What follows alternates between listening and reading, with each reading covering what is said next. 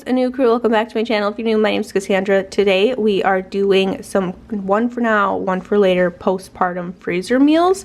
I am a mom of 4, currently pregnant with baby number 5, due in the upcoming weeks. And I just don't have the time or the energy right now to have a full freezer cooking day. So I decided that this time around I would just go ahead and do one for now, one for later. Just as I'm cooking dinner, I will double things and get whatever I can in the freezer, just doing things a little bit differently this time. We are starting with stuffing meatballs. These are the easiest things to do. It is just, what I'm doing here is 2 pounds of ground beef because I am doubling it, and a whole package of your stuffing mix of choice, and an egg. That's literally it. I don't add any other seasonings to it because the stuffing has so much flavor in it, and it's just really great. I cook these at 375 until the meatballs are done. And to go ahead and get these prepped for the freezer, I am using my cookie scoop here so that they're all a uniform size, give or take, so they all cook at the same rate. And I'm putting these on a cookie sheet, and this whole cookie sheet is going to par freeze in the freezer overnight. Then the next morning I went ahead and labeled my freezer bag here and just kind of took our little meatball frozen hockey pucks and put it right back in the freezer. And that was our very easy first meal that I was able to get done. We make homemade pizzas every Friday for dinners. It's a tried and true, just really easy thing that we like to do here. So I wanted to get some pizza crusts prepped and in the freezer. We always do 2 pizzas for a family our size nowadays, so I always double my pizza dough recipe, and then I will cut it in half and freeze it in 2 separate bags. I know it sounds a little funny, but if we are doing these just for lunch for myself and the kids, we only need 1 crust. So I didn't want to freeze it doubled in 1 bag. I would rather just cut it up, and if I need 2 crusts, I will grab 2 bags worth. But that way, if I only need 1, I only need to grab 1 bag. So I just drizzle a little bit of olive oil in my bag and kind of swish my dough around in it. That way, as our dough is thawing from the freezer, it doesn't stick to the bag, and it's easy to just kind of plop right out. So just like that, we added 2 more meals to our freezer stash. Good morning, you guys. We're starting the day off. My house is very quiet. Everybody, well, my littles are still sleeping, and my big kids are already off to school. I'm starting this morning off by making a double batch of my sandwich bread recipe. We're out of sandwich bread, and instead of purchasing it, I'm going to make 2 sandwich loaves today. I'm going to show you guys a new Amazon purchase that I have. I've used it once. I really like it.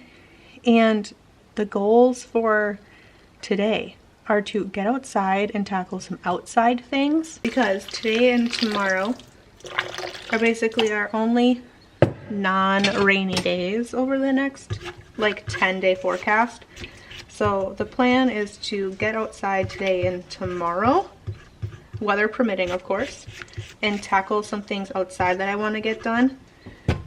And then the rest of the week we will hang out inside in the kitchen. I have a handful of kitchen projects I want to take care of for the next couple of days, so all of the rain in the forecast will help with that. But today we definitely have to get the sandwich bread going, so here is to our first loaf that we are going to be getting done today. I have these new bread pans I'm very excited about. We're going to talk about in a minute, but my bread recipe is always linked down below for you guys. It's the white bread recipe.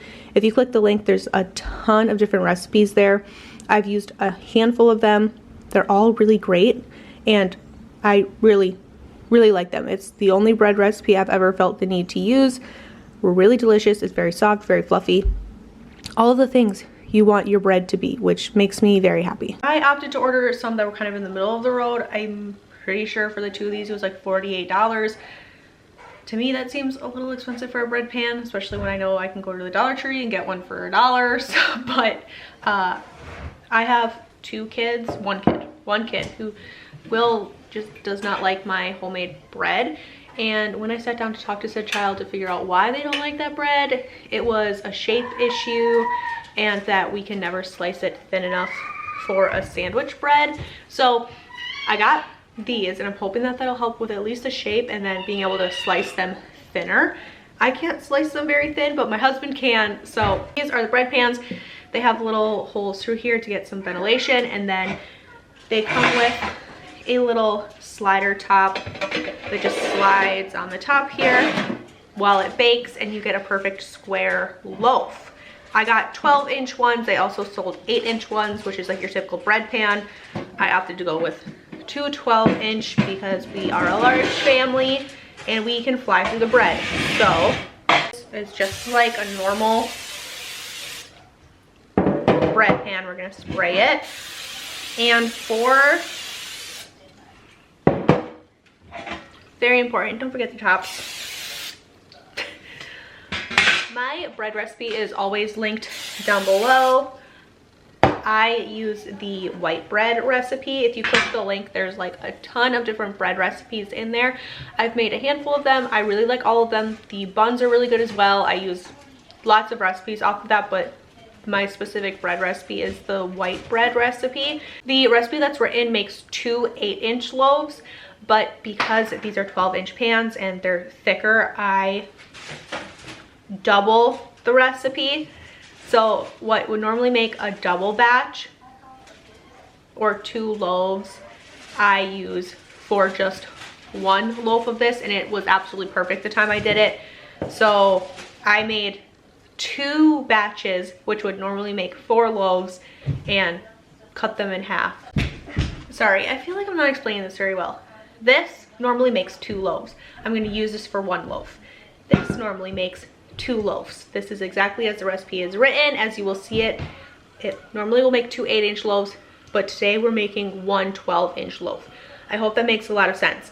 1 is going to be for my family for the week. 1 is going to be postpartum meal prep. I will bake it, put it in the freezer, and we will use it for after baby. I like to keep my tops off. I'll put it back in the oven just like this with my oven light still on, let it rise, and I'll just check on it periodically. And once it gets to the point where like it's almost all the way up, I will put my bread loaf pan topper on and wait probably another like 15-20 minutes, and then I will turn my oven on to get it to start. That way I know that it filled the bread pan. That's what I did the first time I did this, and it worked really well.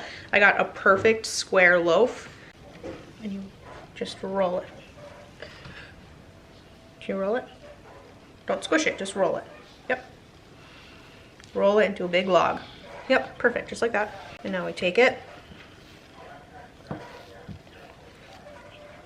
Yep, and we're gonna put it in the pan, okay? Perfect, just like that. Don't squish it. And you just leave it like that. So now these are in here. Like I said, I'm gonna put these in my oven and just let them rise. The other thing I do with this exact recipe is I will add raisins and cinnamon. If you wanted to, you could add cardamom in when you're making the dough. Cardamom just is really great for sweet rolls, or sweet breads rather. Grandma taught me that, and if grandma said it, it must be true. Is I will, as I'm mixing it or kind of like kneading it in the mixer, I will add in some cinnamon, maybe a little bit of nutmeg, and some raisins, and we'll get a cinnamon raisin bread. Absolutely delicious. I kind of want to make a loaf of that. We haven't had it in a while. Really, really good. Delicious, and also freezes really well. So I'm going to put both of these loaves back in my oven with the oven light on, let them rise, and once they're ready to go, we're going to bake them at 425 for about 35 minutes or so. It doesn't take very long, and we'll have 1 for the week, 1 for postpartum meal prep, which is really great. Very excited about that. Slowly but surely filling the freezers just kind of casually over the last couple of, well, I guess over the last couple of days. And it's been going pretty well. Slow and steady is the way for me these days. I went ahead and made a tater casserole. I did not intend for me to actually double this recipe. It just kind of happened. If you guys make casseroles or soups, you guys know that sometimes you just cook way too much. And that is my fatal flaw. So I decided to just take the extra filling and put it in a Ziploc freezer bag, label it, and get it in the freezer. This is something, like I said, I kind of did on accident, but it worked out really well. And I'm very happy that I was able to get this done. I didn't film it because, like I said, it was an accident, but it's just noodles, cream of mushroom soup or cream of chicken soup, ground beef, peas, carrots, and then we top it with cheese and tater tots and bake it in the oven. I will link a recipe or a video down below if I can find one, because I know I've made this before on camera, or if I can't find that, I will link a recipe that's similar to what I make down below for you guys. I already have a video on this if you want to see all of the steps and things, but the other thing my husband and I did was make some ground apple bacon turkey sausage for the freezer. We had a whole turkey that we got back at Thanksgiving time, and we wanted to try this meat eater recipe. Once again, I will have this linked down below for you as well if you're thinking about trying it. But that is what we were able to get in the freezer this week. Make sure you guys subscribe because I have another video just like this coming next week. And I hope wherever you guys are, you're having a fantastic day. And I will see you guys in another one.